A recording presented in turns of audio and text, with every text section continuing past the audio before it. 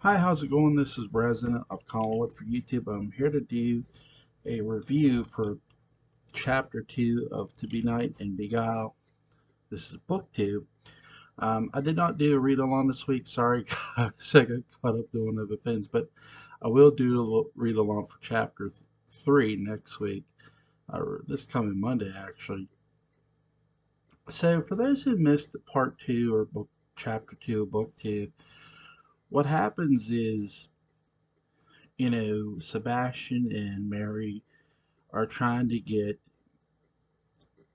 um, God, Georgina's body,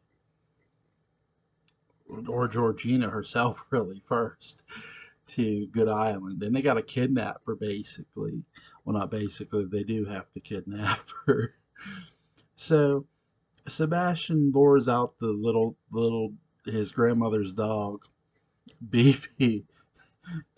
And this dog, if I'm this dog after this event, I gotta be thinking, looking down at Georgina, I gotta be going, man, at least that wasn't me.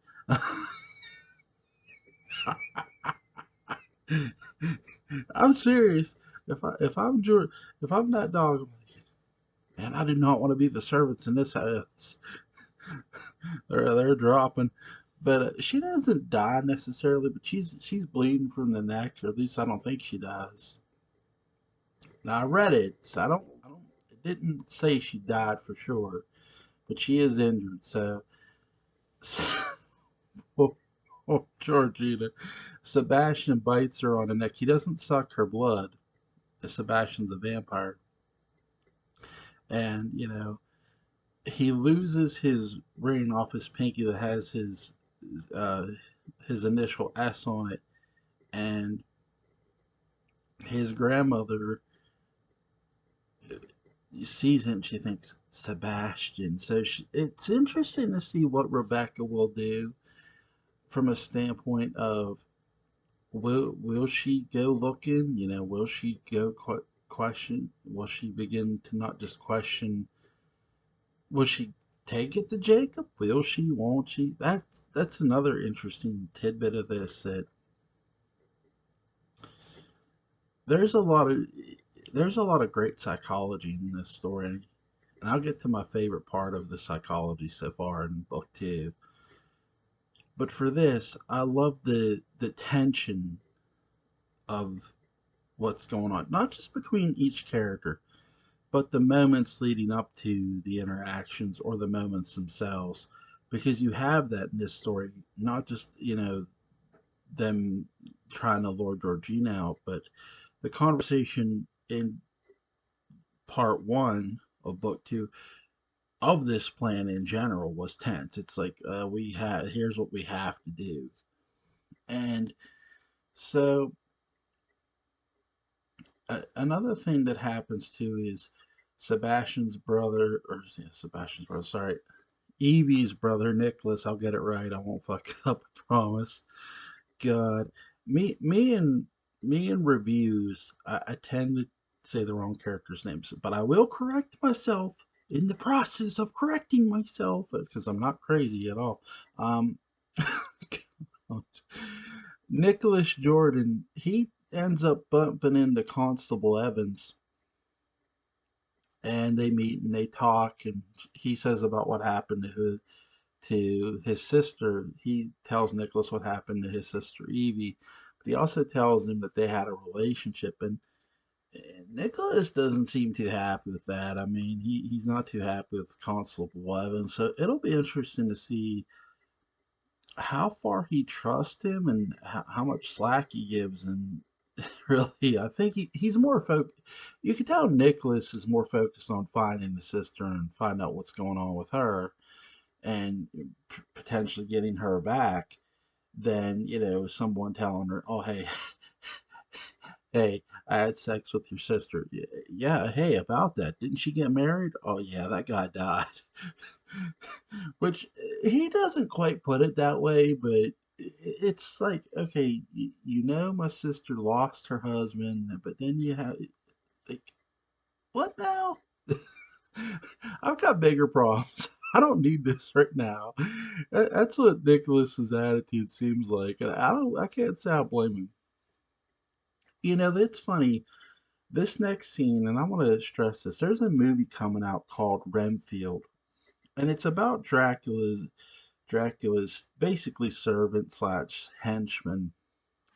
And I don't know what kind of movie this it's gonna be, but let me say something. If they want to know how to set fear in a henchman or worry, they need to go read John Philip Benton's Cards to Benight and Beguile, Book Two, Chapter Two, because Philip, or sorry if I'm mispronouncing it, he's trying to tell his girlfriend, fiance, wife, Celeste, I think it's his wife, that John will correct me if I'm wrong, that he's trying to tell her about Sebastian.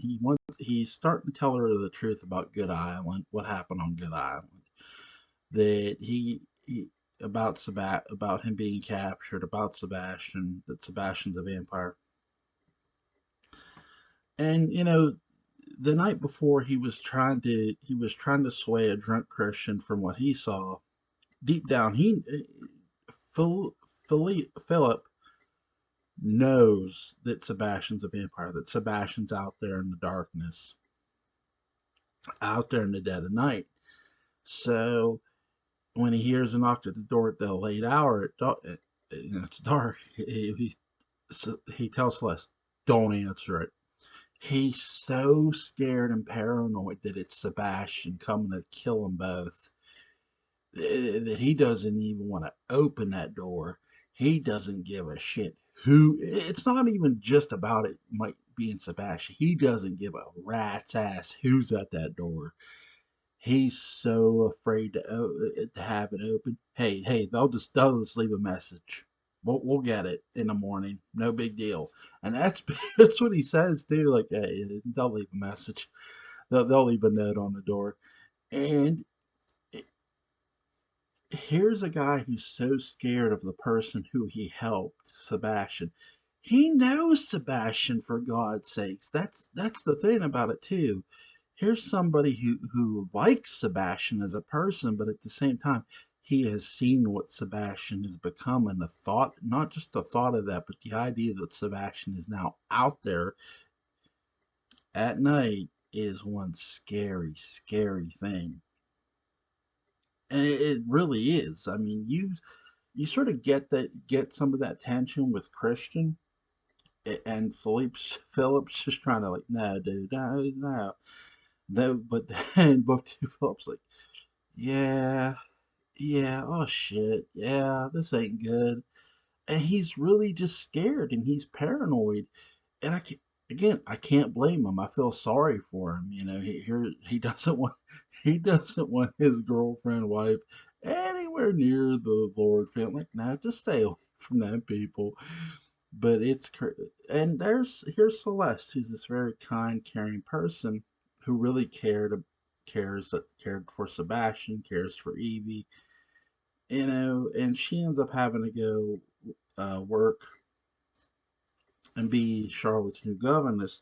And here Charlotte pulls her to the side and tells her the truth that, hey, I'm possessed by my aunt Sabrina, the ghost of my aunt Sabrina, and she helped recruit Celeste to plan against her evil Uncle Jacob. It's really interesting what happens here. I'm sorry, I'm just doing a summary. But that's my summary review. Really, really good. I mean, just the psychology of it is fucking terrifying as hell. And really, it just gives a whole new psychology to the island too, because it's like I get the sense, and again, I don't want anyone, especially the writer who I know, to feel like I'm trying to predict the story. But just reading the first two chapters, and I know chapter three's not out yet, but just reading the first two chapters again, and I got this sense from the first book that it felt like there's something more to the island itself. And again, this is giving off that very same vibe. It's not just Sebastian, it's not just the lords, it's not just the good family or Evans. There's something about Welshport itself, the island itself. I don't know what that is, But to me, to this reader's opinion, uh, I could be wrong. I could be wrong.